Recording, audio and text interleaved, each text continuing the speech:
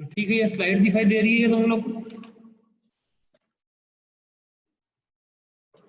Slide नजर आ रही है?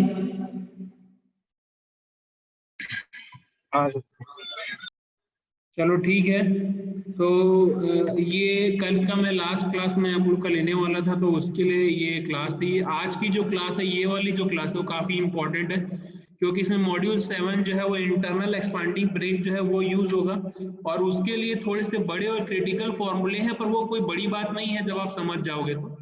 जब आप डेटा बुक में देखोगे तो आपको बहुत आसान लगेगा। तो इसके पहले उस इंटरनल एक्सपांडिंग ब्रेक पढ़ने से पहले आपको एक पिवोटेड ब्लॉक ब्रेक पढ़ना पड़ेगा, जो कि लॉन्ग शू के लिए एप्लीकेबल है, जो कि वीवी भंडारी में दिया हुआ है। हालांकि ये जो पिवोटेड ब्लॉक ब्रेक जो है वो ज्यादा यूज नहीं होता, इसका क्वेश्चन ज्यादा एग्जाम में नहीं आता, पर इससे आपको आइडिया पता चल जाएगा कि क्या हो रहा है। तो देखो यहाँ पर एक डबल ब्लॉक ब्रेक यूज हो रहा है, ये टॉपिक है यहाँ पर, ये pivoted block brake with a long shoe. Long shoe के लिए जो इंडिविजुअली जो है वो एक अलग से क्वेश्चन तो नहीं है, पर उसके लिए पिवोटेड लॉन्ग शू, अगर पिवोटेड ब्लॉक ब्रेक आ रहा है दोनों साइड में, अगर पिवोटेड ब्लॉक ब्रेक, तो उसके लिए लॉन्ग शू ब्रेक यूज करने के लिए क्वेश्चन दिया हुआ वीबी भंडारी में। तो देखो ये एक ड्रम रोटेट हो रहा है क्लॉकवाइज डायरेक्शन में, और आपको मैंने बताया था कि अगर लॉन्ग शू अगर यूज हो रहा है, तो देखो लॉन्ग शू यूज हो रहा है, तो लॉन्ग शू जो उसका पॉइंट ऑफ कांटेक्ट जो है जो ड्रम के साथ में, और उसके जो दोनों साइड के पॉइंट ऑफ कांटेक्ट जो है सेंटर के साथ में अगर जो एंगल बना रहे हैं वो 2 थीटा है। तो अगर थीटा में लेता हूं तो उसका हाफ, अगर एंगल एक पार्ट का हाफ लूंगा तो वो that is equal to theta angle बताएगा।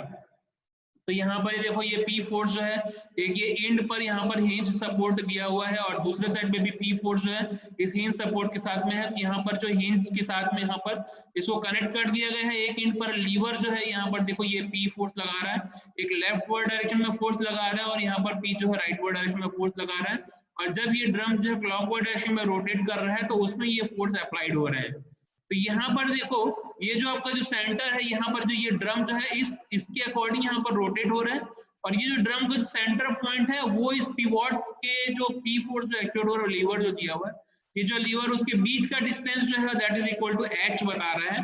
वीवी भंडारी में एच बताया हुआ है, आप किसी भी नोटेशन में आपका वो जो है वो ए नोटेशन से भी डिनोट करता है आपका डेटा बुक में जो दिया हुआ है। तो यहाँ पर देखो ये एच से इंडिकेट कर रहा है, तो ये एच डिस्टेंस पर इसका जो ड्रम का जो सेंटर है वो एच डिस्टेंस पर यहाँ पर पी के लीवर के साथ में यहाँ पर ये कनेक्टेड है।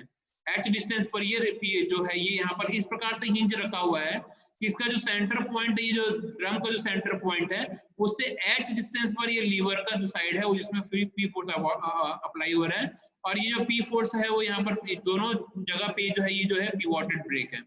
तो ये डबल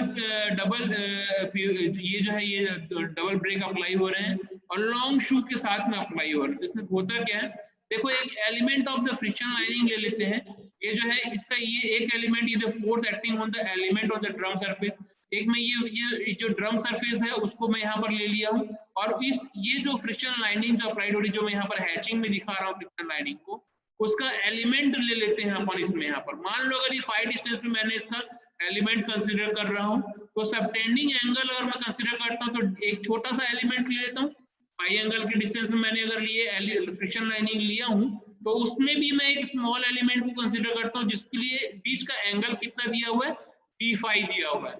अगर ये d5 दिया हुआ है तो यहाँ देखो ये फ्रिक्शन लाइनिंग है, इसमें यहाँ पर नॉर्मल फोर्स जनरेट होगा जहां पर मैंने एलिमेंट लिया। सपोज मैंने यहाँ पर d5 एलिमेंट का मैंने एंगल का मैंने एक सबटेंडिंग एंगल का मैंने एलिमेंट ले लिया d5 का, तो इसमें देखो यहाँ पर फ्रिक्शन लाइनिंग पे यहाँ देखो dn नॉर्मल फोर्स अप्लाई हो रहा है, और ये जो म्यू dn ये अगर क्लॉकवाइज में रोटेट होगा तो म्यू dn इधर इसके अपोज करेगा, ये म्यू dn यहाँ पर देखो ये म्यू dn अप्लाई हो रहा है यहाँ पर।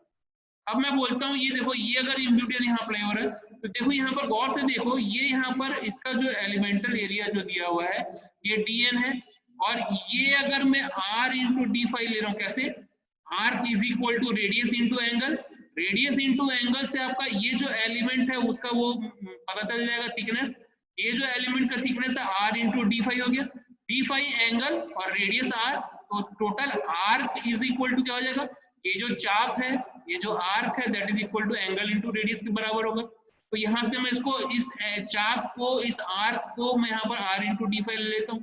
और अगर मुझे इसको एलिमेंट को अगर मेरे को एरिया कंसिडर करना है तो यहाँ पर r इंटू डी फाई चाप, ये तो हुआ थिकनेस का इतना थिकनेस, मल्टीप्लाइड बाय विड्थ करूंगा, और ये जो विड्थ जो होगा, ये जो एलिमेंट ऑफ द विड्थ जो होगा, ये जो विड्थ होगा वो friction lining parallel to the axis of the brake drum, मतलब ये जो ब्रेक ड्रम है उसका एक्सिस जो है, उसका पैरेलल टू द एक्सिस जो है, उसके एक्सिस के पैरेलल अगर मैंने विड्थ w ले लिया, तो यहाँ पर इसका जो है ये वो एरिया कंसीडर हो जाएगा।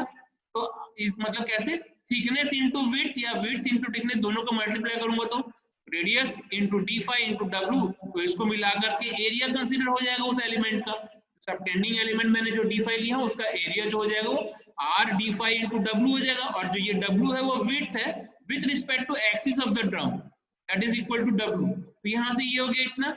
अगर ये डब्ल्यू का ड्रम का अगर मैंने ये एरिया ले लिया हूँ, और अगर intensity of pressure at the element पर, ये जो एलिमेंट है उस पर अगर intensity of pressure P apply हो रहा है, तो नॉर्मल रिएक्शन Dn क्या हो जाएगा, मतलब ये रिएक्शन फोर्स ही होगा, और force is equal to pressure into area होता है। और अगर इस एलिमेंट पे प्रेशर अगर अप्लाई हो रहा है, तो प्रेशर इनटू एरिया के according RE into D phi into W area into P is equal to pressure, तो वहां से रिएक्शन फोर्स निकल जाएगा। तो डीजे रिएक्शन फोर्स यहाँ पर वो Dn is equal to R into D phi into W into pressure के बराबर है। तो इसको मैंने यहाँ पर बताया कि यहाँ पर जब हम कंसीडर करते हैं एलिमेंटल एरिया को, अगर कोई एलिमेंट कोई अगर सबटेंडिंग एलिमेंट को लेते हैं, छोटा सा एलिमेंट को ले लिया हूँ, तो उस सिचुएशन में R D phi W into pressure हम यहाँ पर Dn फोर्स को कंसीडर कर सकते हैं। आते हैं इसमें फॉर्मूले पर। डायरेक्टली आपको इधर उधर से घुमाने से कोई मतलब नहीं है, मैं आपको यहाँ पर फॉर्मूला बता रहा हूँ। ये जो अगर h डिस्टेंस है पिवोट पॉइंट से लेकर के सेंटर तक का, ये h इज इक्वल टू कितना होगा 4 इंटू r रेडियस, ये जो रेडियस है ड्रम तो यहाँ से इतना, into sine theta divide by 2 theta plus sine 2 theta. ये h डिस्टेंस इसके बराबर है। दीदी भंडारी में इसका डेरिवेशन दिया हुआ है, लेकिन आपको यहाँ से h इसका काम के लिए आपका जो काम की चीज है वो h यहाँ का फॉर्मूला है, ये हुआ इतना। टॉर्क कैपेसिटी इसी सिचुएशन में शू के लिए, ईच शू के लिए जो है, प्रत्येक शू के लिए, हर एक ईच शू के लिए कितना टॉर्क कैपेसिटी होगा आपका, mt is equal to 2 into mu into R square W into P max into sine theta, ये इसके बराबर होगा। और रिएक्शन यहाँ पर देखो, ये जो आपका ये पिवोट पॉइंट है, ये जो पिवोट पॉइंट है यहाँ पर एक रिएक्शन अप्लाई होगा Rx और Ry, तो यहाँ पर जो Rx और Ry अप्लाई होगा that is equal to 1/2 R into W P max into 2 theta plus sine 2 theta Rx के बराबर होगा। और वहीं पर Ry जो होगा पिवोट पॉइंट पर that is equal to 1/2 mu into R into W P max into 2 theta plus sine 2 theta के बराबर होगा। तो ये रिएक्शन है द पिवोट पर, एक यहाँ पर देखो, ये एक यहाँ पर रिएक्शन है, यहाँ पर जो पिवोट पॉइंट है इसमें R x डायरेक्शन में और R वर्टिकल डायरेक्शन में जो रिएक्शन लगेंगे उसका फॉर्मूला आपको यहाँ पर दिया हुआ है। तो ये जो है आपको जो फॉर्मूले हैं वो इस पर्टिकुलर क्वेश्चन के लिए जो मैं आपको बताने वाला हूँ। इसके लिए क्वेश्चन देखते हैं, a pivoted double block brake similar to the figure 12.12, ये जो 12.12 फिगर मैंने दिया था इसके जैसे ये है, और ये डबल ब्लॉक ब्रेक है। इट हैज 2 शू, यानी कि इस पर 2 शू यूज कर रहे हैं, which subtend an angle 2 theta और 2 theta of the 100 degree, यानी कि 2 theta में 2 theta is equal to 100 दिया हुआ, तो theta is equal to 50 degree। The diameter of the brake drum is 500 mm, ये जो diameter of the brake drum दिया हुआ that is equal to 500 mm, तो R is equal to 250 mm हो जाएगा। And the width of the friction lining is 100 mm, width कितना दिया friction lining, W is equal to 100 mm दिया हुआ है। The coefficient of friction is 0.2 दिया हुआ 0.2, and the maximum intensity of pressure between the lining and the brake drum is equal to maximum intensity of pressure P की value दिया हुआ है। देखो यहाँ पर जो आपको ये जो P मैक्सिमम है दैट की उसकी वैल्यू दिया हुआ that is equal to 0.5 newton per mm square. ये पिवोट जो है हर एक शू पे लोकेटेड है, इस प्रकार से लोकेटेड है कि movement of the friction force on the shoe is 0, movement जो है friction force on the shoe is 0 है। तो कैलकुलेट करो, पहला कैलकुलेट करना है the distance of the pivot from the axis of the brake drum, यानी कि ये जो आपका जो डिस्टेंस है that is equal to h जो दिया हुआ है, distance of the pivot from the center of the brake drum, इसको फाइंड आउट करने बोल रहा है। दूसरा क्या फाइंड आउट करने बोल रहा है, टॉर्क कैपेसिटी ऑफ ईच शू, ये जो टॉर्क कैपेसिटी ऑफ ईच शू का फॉर्मूला जो मैंने लिखा है mt, इसको फाइंड आउट करने बोल रहा है। और तीसरा क्या फाइंड आउट करने बोल रहा है, reduction at the pivot point, reaction at the pivot point, reaction Rx and Ry find out करने के लिए बोल रहा है। अब देखो ये क्वेश्चन इतना दिया है, इसके अकॉर्डिंग हम जो डेटा है उसको हम शॉर्ट आउट कर लेते हैं। P इज इक्वल टू 500 दिया हुआ है, तो R is equal to 250 mm हो जाएगा। W is equal to 100 mm दिया हुआ है, म्यू इज इक्वल टू 0.2 दिया हुआ है, P maximum intensity of pressure that is equal to 0.5 newton per mm square given है, 2 थीटा एंगल दिया हुआ दैट इज इक्वल टू 100 और तो थीटा इज इक्वल टू 50 ले सकते हैं। तो सबसे पहले स्टेप में हमको डिस्टेंस फाइंड आउट करने के लिए बोल रहा है of the axis of the drum. तो डिस्टेंस का फॉर्मूला यहाँ से कितना गिवन है, 4 × r sin theta divide by 2 theta plus sin 2। तो यहाँ पर 4 × r रेडियस कितना है, दैट इज इक्वल टू 250। तो 4 × 250 sin theta is equal to, theta is equal to, देखो 2 थीटा गिवन है क्वेश्चन में, ना कि थीटा गिवन है, तो 2 theta is equal to 100 given है, तो थीटा इज इक्वल टू 50। तो यहाँ पर sin 50 हो जाएगा। अब देखो यहाँ डिवाइडेड में 2 थीटा दिया हुआ, तो इस थीटा को रेडियन में लेना है हमको, यहाँ पर दैट इज कितना हो जाएगा, 2 थीटा इज इक्वल टू 100 और डिग्री में है तो उसको रेडियन में कन्वर्ट कर देंगे, पाई बाय 180, यहाँ से 180 से पाई बाय 180 से मल्टीप्लाई कर देंगे, प्लस साइन 2 थीटा, तो साइन ऑफ 100 डिग्री हो जाएगा। तो इसको कैलकुलेट करने पर एच की वैल्यू कितनी आ जाएगी, 280.59 mm में आ जाएगा। ये एच की value that is equal to distance of pivot from the axis of the drum. अब स्टेप 2 में आते हैं। स्टेप 2 बोल रहा है कि torque capacity of each shoe and the reaction at the torque capacity of the each shoe बोल रहा है। तो इसका फॉर्मूला क्या है, 2 × mu into r square into w into P max into sine theta. तो यहाँ पर 2 × म्यू यानी कि 0.2, r स्क्वायर यानी कि 250 का r स्क्वायर, w यानी कि 100 और p maximum is equal to 0.5 और sine theta is equal to कितना हो जाएगा, साइन ऑफ 50। यहाँ से टॉर्क कैपेसिटी कितनी निकल जाएगी, 957,555 न्यूटन mm, ये हमारा टॉर्क कैपेसिटी निकल जाएगा। रिएक्शन हमको जो ये पिवोट पॉइंट पे जो रिएक्शन Rx और Ry लगते हैं, ये फाइंड आउट करने के लिए बोल रहा है क्वेश्चन के अकॉर्डिंग। तो Rx इज इक्वल टू कितना गिवन है, 1/2 radius into w into P max into 2 theta plus sine 2 theta. और देखो यहाँ पर फिर से 2 थीटा दिया हुआ है, यानी कि 2 थीटा यानी कि 100 और इसको पाई बाय 180 में कन्वर्ट करोगे, ये याद रखना जरूरी है आपको 2 थीटा को कन्वर्ट करना। यहाँ से ये Rx is equal to 1/2 radius is equal to 250, w is equal to 100 और p max is equal to 0.5। यहाँ पर 2 theta is equal to 100 into pi by 180 plus sine of 100 हो जाएगा। Rx को कैलकुलेट करोगे इतने न्यूमेरिकल डिजिट को, that is equal to 170.63 newton आ जाएगा। Rx इतना निकला। Ry is equal to 1/2 mu into r into w into P max 2 theta plus sine 2 theta. यहाँ पर देखो, यहाँ पर अगर rw p max 2 theta plus sin 2 theta अगर rx है, तो इसका म्यू से मल्टीप्लाई कर दोगे तो that is equal to ry निकल जाता है। तो अगर आपको कभी क्वेश्चन में गिवन है, अगर आपको डेटा सारे दिए हुए हैं और आपको फाइंड आउट करने बोल रहा है, तो रिएक्शन को याद रख लो x डायरेक्शन का, उसको म्यू से मल्टीप्लाई कर लोगे तो ry डायरेक्शन का रिएक्शन फाइंड आउट हो जाएगा। यहाँ पर ry is equal to 1/2 mu into r into w p max into 2 theta plus sin 2 theta. और जब ये म्यू rx है, इसको म्यू rx को मल्टीप्लाई करोगे 0.2 से rx को, तो यहाँ से 170.63 आई थी, that is equal to calculate करने पर 3412.6 न्यूटन ry निकल जाएगा। तो ये डबल पिवोटेड पॉइंट है। इसके पीछे कॉन्सेप्ट क्या था कि मैं आपको बताना चाह रहा था कि देखो अगर ये जो अगर लॉन्ग शू यूज हो रहा है, उसमें अगर स्मॉल एलिमेंट को ले रहे हैं, तो उसमें देखो d5 यहाँ पर कंसीडर हो रहा है। d5 सबटेंडिंग एंगल है। अगर कोई एक स्मॉल एलिमेंट को मैं ले लेता हूँ, इतने लंबे लॉन्ग शू को लेने के बजाय स्मॉल एंगल को अगर मैं ले लेता हूँ, तो यहाँ पर देखो d5 दिया हुआ है और इसमें पॉइंट ऑफ कांटेक्ट पर यहाँ पर नॉर्मल पॉइंट dn ऐड करेगा, म्यू dn इसकी जस्ट अपोजिट डायरेक्शन में ऐड करेगा। तो मैं यहाँ पर अगर एरिया निकालना चाहता हूँ, तो area is equal to r into d5 into w का, जहाँ पर w जो होगा with respect to axis of the drum, axis of the drum के रिस्पेक्ट में जो आपका विड्थ दिया हुआ है that is equal to w है। तो r into d5 into w आपका एरिया हो जाएगा। और यहीं पर मैं अगर प्रेशर मल्टीप्लाई कर दूंगा तो normal reaction dn find out हो जाएगा। ये पिवोटेड ब्लॉक ब्रेक का था। यहाँ पर आज के लिए मैं आपके लिए स्पेशल लाना चाह रहा था, that is equal to internal expanding brake, जो कि आपका मॉड्यूल 7 है। इसमें क्या क्या कॉन्सेप्ट है मैं आपको बताना चाहूंगा। देखो ये जो आपका कंस्ट्रक्शन शो हो रहा है इंटरनल एक्सपांडिंग ब्रेक का, ये ब्रेक शो हम देखें गाड़ी के व्हीकल में भी, 2 व्हीलर में भी गिवन है, 4 व्हीलर में भी दिया रहता है। तो ये जो होता है, ये जो शू जो होता है वो कंसिस्ट होता है, देखो पिवोटेड पॉइंट एक एंड पर यहाँ पर पिवोटेड है, यहाँ पर ये पिवोटेड है, और दूसरा एंड में जो है एक्चुएटिंग फोर्स जो है वो P जो है अदर एंड पर लग रहा है। ये जो दूसरा फोर्स जो है वो इस एक एंड पे लग रहा है और एक एंड पर ये पिवोटेड रहता है। तो ये जो फ्रिक्शन लाइनिंग जो होती है फिक्स्ड होती है शू पर, ये जो है ये जो फ्रिक्शन लाइनिंग रेड कलर में जो हैचिंग शो कर रहा है वो फ्रिक्शन लाइनिंग है। और ये फ्रिक्शन लाइनिंग ये जो आपका जो शू है, ये शू जो दिया हुआ है, इसके यहाँ पर एक्चुएटिंग फोर्स अप्लाई होने पर ये इससे कनेक्ट हो जाता है और उसके बाद फिर ये जो आपका जो फ्रिक्शन लाइनिंग है वो वहां पर ड्रम को रोटेट होने से रोक देता है। तो ये जो है इसमें ये जो फ्रिक्शन लाइनिंग है और आपकी जो पिवोटेड जो दिया हुआ है और जो ये आपका जो ब्रेक शू है, ये सारे जो होते हैं वो ड्रम के इनसाइड में अटैच रहते हैं। सारा असेंबली ड्रम के इनसाइड में प्रोवाइडेड रहता है। असेंबली जो होता है पूरा ड्रम के इनसाइड में प्रोवाइडेड रहता है ये सारा चीज।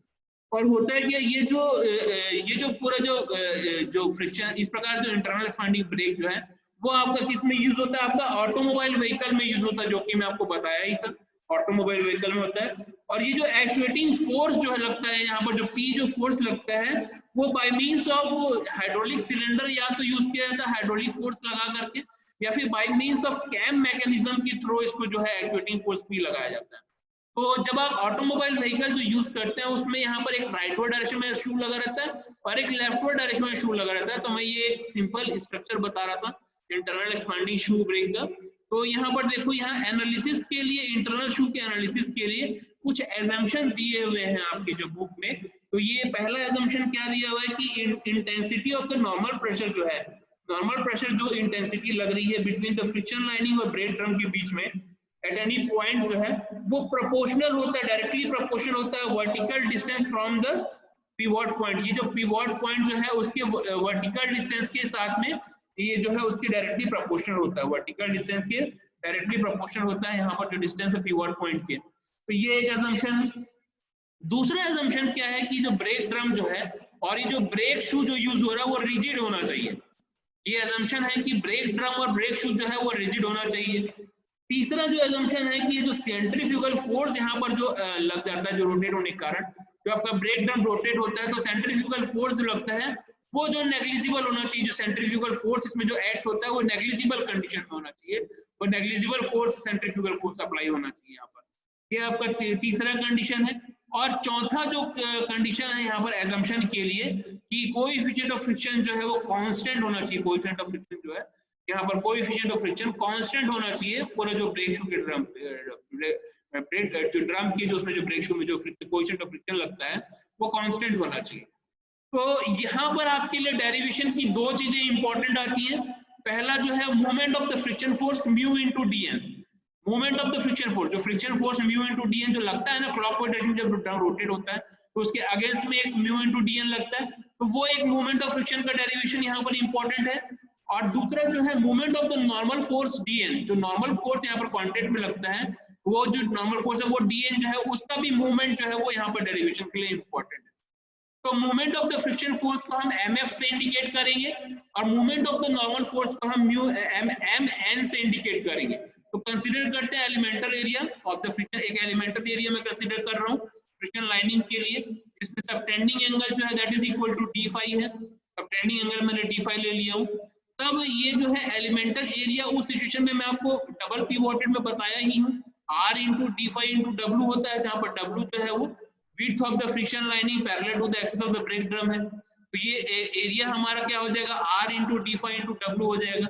और यहीं पर अगर मैं P अगर मैं intensity of normal pressure on this elemental area में ले लेता हूँ, अगर P एलिमेंटल एरिया में अगर नॉर्मल प्रेशर कंसीडर करता हूँ तो उस सिचुएशन में नॉर्मल रिएक्शन क्या हो जाएगा मेरा यहाँ पर Dn is equal to pressure into area, और प्रेशर इंटू एरिया यानी कि r into W into D phi, जो मैंने यहाँ पर सबटेंडिंग एंगल को लेके लिया।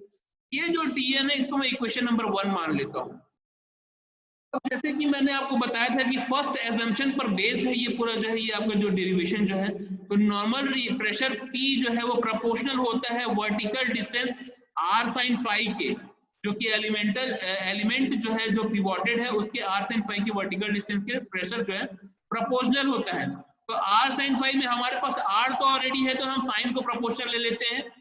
तो यहाँ पर देखो P is directly proportional to sin phi, ये हमारा डायरेक्टली प्रोपोर्शनल का एजम्पशन के अकॉर्डिंग जो है हम इसको लिख सकते हैं कि P डायरेक्टली प्रोपोर्शनल है sin फाई के। और ये जो कांस्टेंट है sin फाई को जो डायरेक्टली प्रोपोर्शनल है उसको मैं हटाऊंगा, तो यहाँ पर देखो P is equal to C1 into sin phi लिख सकता हूँ, ये इक्वेशन नंबर 2 है। अब मैं यहाँ पर एज्यूम करता हूँ कि अगर मैक्सिमम प्रेशर अगर अप्लाई हो रहा है, P is equal to P maximum हो रहा है, तो phi is equal to phi maximum लिख सकता हूँ। तो इसको इक्वेशन 2 को बदल के मैं लिख सकता हूँ P max is equal to C1 into sine phi max लिख सकता हूँ, that is equal to equation number 3। अब ये जो इक्वेशन नंबर 3 है और 2 है, उसके मैक्सिमम और मिनिमम यानी कि इन लोगों का जो कोरिलेशन है, जो कांस्टेंट के बेस पर जो कोरिलेशन है, तो उसको मैं अगर इवैल्यूएट करना चाहूंगा C1 और C1 को, तो यहाँ से P इज इक्वल टू क्या लिख सकता हूँ, P maximum into sine phi divide by sine phi maximum. ये इक्वेशन नंबर 4 हो जाएगा। अब इक्वेशन नंबर 2 में देखो, अगर इक्वेशन नंबर 2 में phi max is equal to 90 लिखता हूँ जब theta 2 is equal to greater than 90 degree होगा, और phi max is equal to theta 2 लिखता हूँ जब theta 2 is equal to less than 90 degree होगा। तो ये जो आपका जो dn है, यानी कि यहाँ पर जो dn था, इसमें मैं p को पुट अप कर रहा हूँ, केवल p को, ये जो p जो इवैल्यूएट किया हूँ, p में sin phi upon sin phi max को, इस p को मैं इस dn पे इनपुट कर रहा हूँ, तो जो dn इज इक्वल टू क्या लिख सकता हूँ, p maximum into r into w, ये r into w as it is है, d5 भी देखो यहाँ पर एज इट इज है, तो ये p maximum into sin phi divide by sin phi maximum को मैंने पुट कर दिया, तो ये dn की वैल्यू मिल गई। मेरा जो आपका जो एम है, वो एम क्या है, derivation of movement of friction force mu dn। तब देखो मूवमेंट जो है, जो मैं बोल रहा हूँ, ये जो आपका जो म्यू dn जो फ्रिक्शन फोर्स है, उसका जो मूवमेंट है, उसको अबाउट अ पिवोट पॉइंट लेना पड़ेगा, क्योंकि मुझे कैलकुलेट करना है कि कितना मूवमेंट फोर्स एक्ट कर रहा है। तो मूवमेंट ऑफ द, यहाँ पर देखो, movement of friction force mu dn that is equal to mf है, तो mf is equal to integration में मैं यहाँ पर क्या लिख सकता हूँ, mu into dn r minus H cos phi is equal to 5, equation number 5। ये मैं आपको बताऊंगा कहाँ से आया है। तो ये जो mf इज इक्वल टू यहाँ integration of mu into dn r minus H cos phi, equation number 5 है, अगर मैं मूवमेंट लेता हूँ, और ये जो mf है that is equal to mu into p max r into w divide by sine phi, यानी कि dn को मैंने यहाँ पुट अप कर दिया हूँ म्यू इंटू dn में, और यहाँ r minus H cos phi में यहाँ पर जो साइन फाई है, तो इस इंटेंडिंग जो सबटेंडिंग एंगल है उसको थीटा 1 से लेकर के थीटा 2 पर इंटीग्रेट करूंगा, तो sine phi r minus H cos phi d phi के टर्म में इक्वेशन नंबर 6 मिल जाएगा। यहाँ पर देखो movement mn of the normal force dn जो है, उसका मूवमेंट अगर मैं लेता हूँ, तो वो मूवमेंट क्या होगा, integration of dn into h sine phi that is equal to equation 7, और ये जो mn है, mn को यहाँ पर dn पुट कर दूंगा, तो यहाँ पर जो है ये p max into r into w into h divide by sine phi max, integration of theta 1 से लेकर के theta 2 sine square phi into D phi हो जाएगा। ये आपका इक्वेशन नंबर 8 है। डेटा बुक में आपको यहाँ पर देखो, ये इक्वेशन जो 6 इक्वेशन दिया हुआ है, डेटा बुक में दिया हुआ है, that is mf is equal to mu into p max r w divide by sin phi max, और थीटा 1 से लेकर के theta 2 sin phi r minus h cos phi d phi। ये पूरा का पूरा इक्वेशन आपको डेटा बुक में दिया हुआ है। जब इसको थीटा 1 से लेकर के थीटा 2 आप इंटीग्रेट करते हो, तो ये देखो यहाँ नीचे में फॉर्मूला गिवन है, mf is equal to mu into p max r into w, bracket में 4 इंटू आर, ब्रैकेट में cos theta 1 minus cos theta 2 minus h into cos 2 theta 1 minus cos 2 theta 2, bracket close divide by 4 sin phi max हो जाएगा। ये जो mf के जो derivation आया है, वो इस डेटा बुक में दिए हुए इक्वेशन 6 के को अगर आप थीटा 1 और थीटा 2 के रिस्पेक्ट में यहाँ पर sin phi को इंसर्ट कर दोगे, h cos phi को यहाँ sin phi से इंसर्ट कर दोगे, तो sin phi cos phi is equal to 2 sin phi divide by 2 sin phi cos phi divide by 2 कर सकते हो, यानी कि sin 2 phi डिवाइड बाय 2 कर सकते हो, और पहला जो होगा वो r इंटू साइन फाई होगा, sine phi is equal to minus cos phi होगा, तो माइनस कॉस फाई के हिसाब से यहाँ cos theta 1 minus cos theta 2 हो जाएगा, और यहाँ पर माइनस h sin 2 थीटा होगा, तो h sin 2 थीटा यानी कि माइनस cos 2 थीटा बाय 2 का 4 हो जाएगा, तो यहाँ से minus h cos 2 theta 1 minus cos 2 theta 2 हो जाएगा, ये 4 यहाँ आ गया, तो ये आपका 4 sin मैक्स आ जाएगा।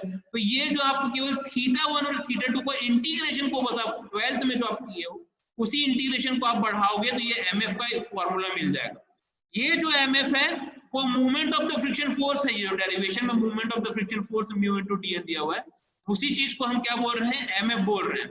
वहीं पर देखो ये mn दिया हुआ है, p max r w w, जब mn को आप यहाँ पर कैलकुलेट करोगे, इंटीग्रेशन करोगे, ये जो mn है वो डेटा बुक में आपको यहाँ पर दिया हुआ है, इतना फॉर्मूला इक्वेशन नंबर 8 के टर्म में, उसको आप जब इंटीग्रेशन करोगे तो आपको ये टर्म आ जाएगा mn। ये elemental torque to friction force mu into dn is equal to mu dnr है। तो mt इज इक्वल टू यहाँ पर क्या हो जाएगा, mt is equal to mu into dn, और यहाँ पर जो m इनटू r स्क्वायर, ये फॉर्मूला जो है टॉर्क जो है डेटा बुक में गिवन है, मैं आपको बताऊंगा पेज नंबर कौन सा है अभी नेक्स्ट अभी बताने वाला हूँ। तो mu into r square p max w into cos theta 1 minus cos theta 2 divide by sin 5 max। यहाँ पर एक जो टर्म आता है कंडीशन 1, अगर आपका rotation of the drum clockwise direction में है तो क्या होगा, यहाँ पर कंसीडरिंग द फोर्स जो है शू पर जो फोर्स एक्टिंग हुआ टेकिंग मूवमेंट लेंगे, तो ये जो आपका जो P force is equal to क्या होगा, Mn माइनस ये जो आपका Mn है माइनस ये जो आपका Mf का फॉर्मूला आया है, Mn minus Mf divide by C couple के बराबर होगा, C के डिस्टेंस के बराबर होगा। और अगर ये रोटेशन ऑफ द ड्रम जो है एंटी क्लॉकवाइज डायरेक्शन में मूव करता है तो P is equal to Mn plus Mf by C हो जाता है। अगर क्लॉकवाइज डायरेक्शन में रोटेट कर रहा है तो Mn minus Mf by C हो रहा है, और अगर एंटी क्लॉकवाइज डायरेक्शन में ड्रम रोटेट कर रहा है तो Mn plus Mf by C हो जा रहा है, ये इक्वल टू P, ये कंडीशन है। तो देखो मैं आपको बता रहा था, ये देखो ये आपका पॉइंट ऑफ कांटेक्ट पर ये जो है यहाँ पर म्यू dn काम कर रहा है, ये यहाँ से क्लॉकवाइज डायरेक्शन में रोटेट कर रहा है। यहाँ पर देखो ये आपका जो है यहाँ पर म्यू dn इधर लग रहा है, dn इधर लग रहा है, ये रेडियस दिया हुआ है r आपका, ये अगर dn इधर ट्रेवल कर रहा है तो देखो यहाँ पर p के रिस्पेक्ट में ये p into c distance is equal to यहाँ पर mn माइनस mf जो है आपका जो क्लॉकवाइज डायरेक्शन में जो है रोटेशन है दैट इज इक्वल टू, उसी चीज को ये p is equal to mn minus mf upon c बता रहा है, यही चीज है। ये mn इसको रिजॉल्व करके यहाँ का डिस्टेंस निकाला, ये h sin phi, ये r minus h cos phi, यही चीज है h r minus h cos phi, ये h sin phi, equation number 7 और 5 का जो डेरिवेशन डिस्टेंस है उसी चीज को यहाँ से इसने वीवी भंडारी में डिराइव किया है और इसको इवेल्युएट किया है। तो ये जो म्यू एन है ये कितने डिस्टेंस पे यहाँ पर मूवमेंट लेंगे तो म्यू एन कितना हो जाएगा, ये क्लॉकवाइज डायरेक्शन में मूवमेंट लेंगे तो mu d n into r minus H cos phi हो जाएगा। यहाँ देखो mu dn into r minus H cos phi, equation number 5 है।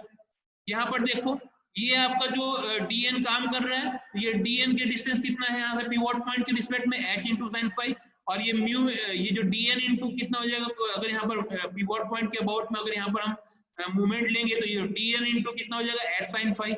इसी चीज को यहाँ डेरिवेशन बताया कि mn is equal to dn into h sine phi, equation 7 है। मैं आपको बता रहा था कि डेटा बुक में क्या दिया हुआ है, तो देखो यहाँ पर डेटा बुक का पेज नंबर 9.5 है अब्दुल्ला शरीफ का। यहाँ maximum pressure P is equal to sine theta upon sine theta a है। Moment of the friction force देखो ये mf इज इक्वल टू इसको डिराइव किया हुआ है mu into pa, p is equal to breadth और ये r जो है वो डिस्टेंस है, तो b into r divide by sine theta a, theta 1 से लेकर थीटा 2 साइन थीटा ब्रैकेट में r minus a cos theta into d theta. ये देखो ब्रैकेट में r minus h cos theta जो है, तो r minus h cos theta की जगह पे इसने r minus a cos theta लिया, h is equal to a है, d theta is equal to d phi. mn अगर फाइंड आउट करने बोल रहे तो pa into br into a upon sine theta, theta 1 से लेकर theta 2 sine square theta d theta. ये देखो ये mn अगर आप यहाँ पर ले रहे हो तो कितना है आपका यहाँ पर mn, तो ये देखो ये दिया हुआ है p max into r into wh divide by sine 5x, theta 1 से theta 2 sine square 5 d five. तो डेटा बुक में यहाँ दिया हुआ है p max divide br into a divide by sine theta max, theta 1 से theta 2 sine square theta max d five. तो ये जो वहाँ पर d फाइव दिया हुआ है यहाँ पर d थीटा लिया हुआ है डेटा बुक में। तो यहाँ से आपको सपोर्ट मिल सकता है कि ये फॉर्मूले कैसे याद रखें। अगर ये जो थीटा से 1 से लेकर थीटा 2 है इसी को आपको इंटीग्रेट कर देना है, और ये जो थीटा 1 से थीटा 2 है इसी को आपको इंटीग्रेट कर देना, तो ये mf का फॉर्मूला आ जाएगा और यहाँ पर mn का फॉर्मूला आ जाएगा, और mf और mn का आ गया तो एक्चुएटिंग फोर्स यहाँ फाइंड आउट किया जाता है। तो टॉर्क का देखो mu into pa into br square cos theta 1 minus cos theta 2 divide by sine theta है। तो यहाँ देखो torque is equal to mu into r square p max w cos theta 1 minus cos theta 2 divide by sine 5x। यहाँ पर देखो mu into p max into br square, यहाँ पर mu into r square p max w, यहाँ पर देखो pa into breadth w की जगह b दिया हुआ है और pa की जगह p max दिया हुआ है, यहाँ से टॉर्क निकल जाएगा, torque applied to the brake shoes equal to ये हो गया। तो टॉर्क डेटा बुक के हेल्प से आपको ये इंटरनल एक्सपेंडिंग शू के क्वेश्चन बनाने में आपको दिक्कत नहीं होगी। तो यहाँ पर देखते हैं question, automotive type internal expanding double brake shoe brake दिया हुआ है। यहाँ पर face width friction lining 40 mm दिया हुआ है। Maximum intensity of pressure limited to the 1 newton per mm दिया हुआ। कोएफिशिएंट ऑफ फ्रिक्शन दिया हुआ है 0.32। एंगल दिया हुआ θ1 सबटेंडिंग एंगल, अगर यहाँ पर θ1 कैन बी अज्यूम्ड टू 0 दिया हुआ है। कैलकुलेट करना है एक्चुएटिंग फोर्स P और torque absorbing capacity of brake find out करना है। तो यहाँ देखो ये जो डिस्टेंस है 100 + 9 + 86 h है, h है। ये देखो यहाँ रेडियल दिया हुआ है, यहाँ पर देखो r = 125, तो ये r = 125। यहाँ पर P max = 1 newton per mm square, ये 1 न्यूटन पर mm स्क्वायर से P max फाइंड आउट किया, म्यू दिया हुआ है। डेटा में इतनी चीजें दी हुई है। यहाँ तो देखो हमको ये जो आपका जो C लगता है वो C जो होता है यहाँ से लेकर के यहाँ तक, सेंटर से लेकर के पिवोटेड तक का डिस्टेंस होता है। तो यहाँ पर सबसे पहले देखो h फाइंड आउट करेंगे जब θ1 = 0 है और θ2 यहाँ देखो 120, ये जो 120 एंगल दिया वो θ2 होता है। यहाँ से θ2 = 120 डिग्री, phi max = 90 दिया हुआ, sin max कितना हो जाएगा 1 हो जाएगा। यहाँ पर h = क्या होगा, ये 109 + 86 स्क्वायर करोगे तो h होता है, यहाँ से 100 mm निकल गया। mf में ये सारी वैल्यू को पुटअप कर दोगे तो म्यू × P max RW यहाँ फॉर्मूले में पुटअप करोगे mf = 240,000 न्यूटन mm आ जाएगा। mn में ये म्यू P max RW ये सब चीजें mn के फॉर्मूले में पुटअप करोगे तो P max RW H इन सब में पुट करोगे तो 631,851.95 आ जाएगा। ये mn आ गया। अगर mn आ गया तो P = mn - mf/c होता है, ये आपका राइट हैंड साइड के लिए। यहाँ से आपका ये जो है आपका जो P = कैलकुलेट करोगे तो 2089.88 आ जाएगा। ये 2089.88 मिल गया। तो टॉर्क एब्जॉर्बिंग कैपेसिटी हमको फाइंड आउट करना है। तो torque for the right hand shoe के लिए कितना हो जाएगा, मैंने आपको बताया ये फॉर्मूला था, यहाँ पर ये फॉर्मूला यहाँ से आप अडॉप्ट कर सकते हो। ये जो टॉर्क से यहाँ से टॉर्क फाइंड आउट करोगे तो यहाँ से वैल्यू मिल जाएगी 3,000,000 न्यूटन mm, यहाँ वैल्यू में पुटअप करोगे फॉर्मूले में। अब यहाँ देखो समझने वाली बात क्या है कि आइडेंटिकल शू के लिए जो होता है ये जो आपका जो mn और mf है वो प्रोपोर्शनल होते हैं P max के। तो लेफ्ट हैंड शू के लिए फाइंड आउट करना है तो mf ये जो था mf जो निकाले है वो राइट हैंड शू के लिए है, mn जो है वो राइट हैंड शू के, लेफ्ट हैंड शू के लिए क्या हो जाएगा, तो 240 जो यहाँ से निकला हुआ है ये mf = 240,000 निकला हुआ था, उसको P max/P max करोगे तो यहाँ से जो आपका जो लेफ्ट हैंड का जो शू है उसके लिए आपका mf डैश निकल जाएगा। तो mf dash 240,000 P dash max में आ जाएगा। इक्वेशन नंबर 1 mn = ये आपने जो mn निकाले हो राइट हैंड साइड का उसको आप P डैश मैक्स से मल्टीप्लाई करोगे डिवाइड बाय P max करोगे और P max = 1 दिया हुआ न्यूटन mm से, ये mn डैश निकल जाएगा। तो लेफ्ट हैंड शू के लिए P = क्या होगा, mn dash plus mf dash divide bye c के बराबर होगा। और ये P जब इसको कैलकुलेट करोगे तो दैट इज इक्वल टू यहाँ से P max निकलेगा। यहाँ पर आपका P दिया हुआ है, ये P आपका 2089.88 क्यों, क्योंकि ये जो आपका P है इधर भी उतना ही लग रहा है, इधर भी उतना ही लग रहा है। ये P आपके लिए दोनों के लिए बराबर होगा 2089 पॉइंट के लिए। यहाँ से आपका यहाँ से P max निकल जाएगा 0.45 न्यूटन पर mm स्क्वायर। अब चूंकि शू आइडेंटिकल है तो ये टॉर्क जो लेफ्ट हैंड साइड का है वो यहाँ पर जो 3,000 जो आपको यहाँ पर जो दिया हुआ है राइट हैंड साइड का जो टॉर्क है 3 × 00,000 तो 3,00,000 P max dash divide by P max के बराबर होगा। और P डैश मैक्स आपने फाइंड आउट किया है that is equal to 0.45 put करोगे तो लेफ्ट हैंड साइड का निकलेगा और लेफ्ट हैंड साइड और राइट हैंड साइड को ऐड कर दोगे तो टॉर्क निकल जाएगा। तो इस तरीके से ये क्वेश्चन बनते हैं। तो आपको ये कैसा समझ में आया, ये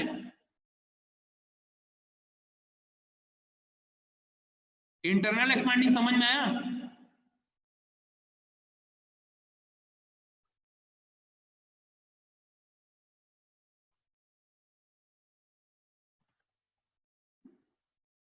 यस सर। Yes sir. तो इंटरनल एक्सपेंडिंग के लिए आपको केवल बस डेटा बुक का यूज करना है और फॉर्मूले में पुटअप करना है। मैं इसका एक क्वेश्चन आपको नेक्स्ट क्लास में बता दूंगा तो और भी क्लियर हो जाएगा कि ये बड़ा जो फॉर्मूला है उसको कैसे यूज करना है। केवल फॉर्मूला गिवन है और उसको बस आपको यहाँ पर ऐड करके फॉर्मूले में पुटअप कर देना, ठीक है।